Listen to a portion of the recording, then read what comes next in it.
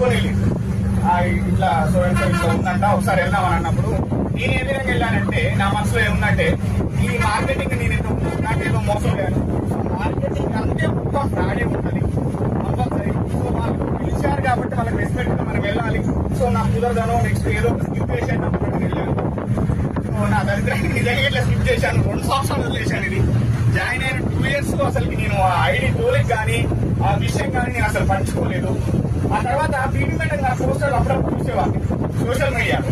So social మీడియాలో చూసేటప్పుడు నా మైండ్ మొత్తం నెగిటివ్లే ఉండేది కాబట్టి ఆ మేడం గారు పోస్ట్ మీద నెగిటివ్ కాకుండా చూసేవాడిని. నెగిటివ్ కాకుండా ఏంటంటే పీపీ మేడం గారు పోస్ట్ వచ్చేది, పక్కన అమౌంట్ వచ్చింది. నేను ఇట్లా చేస్తా, నా పోస్టర్ పెట్టా, నా ఫోటో పెట్టా, పక్కన డబ్బులు వేస్తా. ఎట్లా వస్తాయి ఈ డబ్బులు? నేను ఆటో డ్రైవర్ని 24 గంటలు తోతే 2000 రూపాయలు రావు.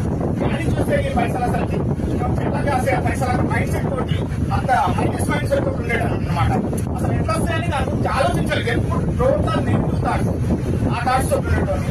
సో నేను రీసెంట్ గా 3 నెలలు కూడా వచ్చాను దీంట్లోకి.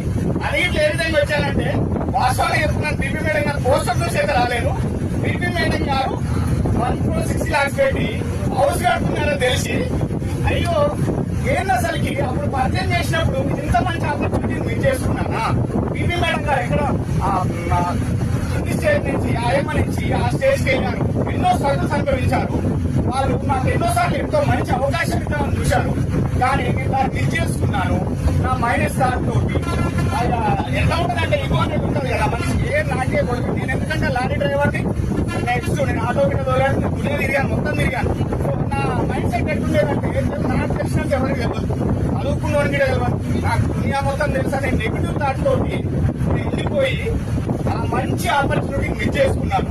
ఇప్పుడు నా నెత్తిన దరిద్రం దొరికిపోయింది. ఇప్పుడు కంపల్సరీ వచ్చేసాను. ఈ మంత్ నుంచి నేను దీంట్లో జర్నీ చేస్తున్నాను. సో ఫస్ట్ చెక్ వచ్చేసి 1140 రూపాయలు తీసుకున్నాను. నా ఏ చెక్ వచ్చేసి 2400 రూపాయలు.